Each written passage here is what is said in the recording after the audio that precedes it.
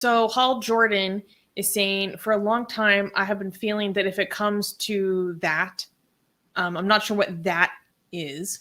I am okay with converting to Islam. Is that okay if I think that way? So for context, I believe this person previously said in the live chat that they are a Hindu living in Pakistan.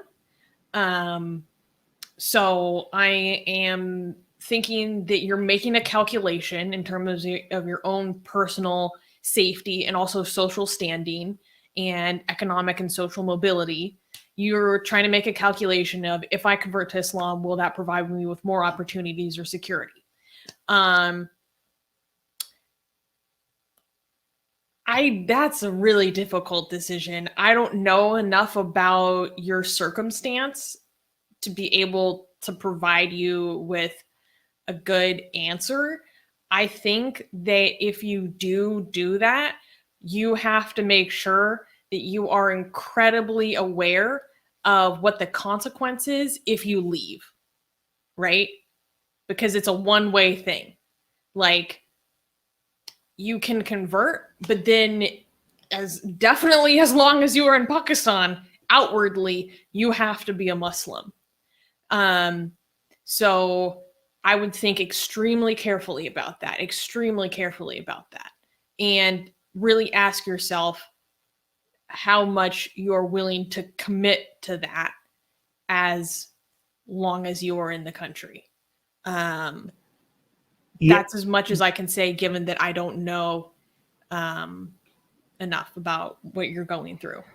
Yeah, you have to make these calculations yourself. Nobody will be able to do a risk-benefit analysis the way you can. So, if you're talking about moral judgment, okay, if you're asking us about risk assessment, we can't do the risk assessment because you're the one that has the most amount of detail.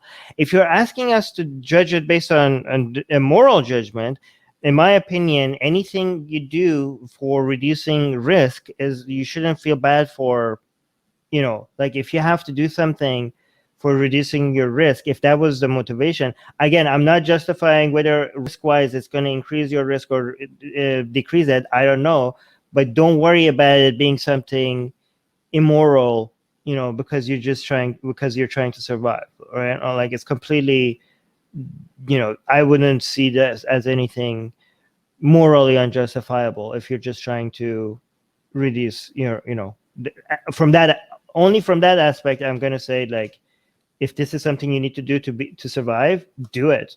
But again, me and Susanna can't estimate whether risk-wise this is a good idea or not. But yeah, they're providing more context in the chat that they are a Hindu from a well-off family, so it's not that bad for them right now, but their relatives have had bad experiences of being denied resources in the COVID lockdown.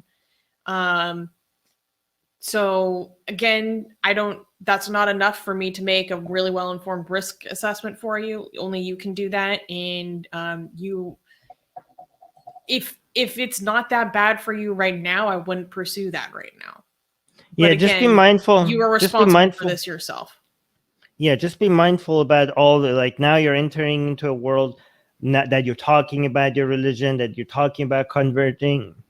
That by itself might increase scrutiny on you, increase suspicions on, like, are you doing this for, what are your actual motivation? I don't know what the consequences are there. Like, some people are like, just don't enter that discussion, just don't enter that world. Just, like, I don't know, this might even increase risks to you, increase eyeballs on you, and then if you regret it, there's no way, like Susanna, now if you want to, like, oh my god, this was a mistake, well, you can't, like, the consequences of you deciding to deconvert for Islam might be even worse, right? So just be mindful, just be very careful. But again, what the final decision is, you're the best person that can make that, Hey guys, if you're a fan of Blasphemy and Sexy Callie, like me, then you need to be sure to subscribe to our newsletter, link in the description below.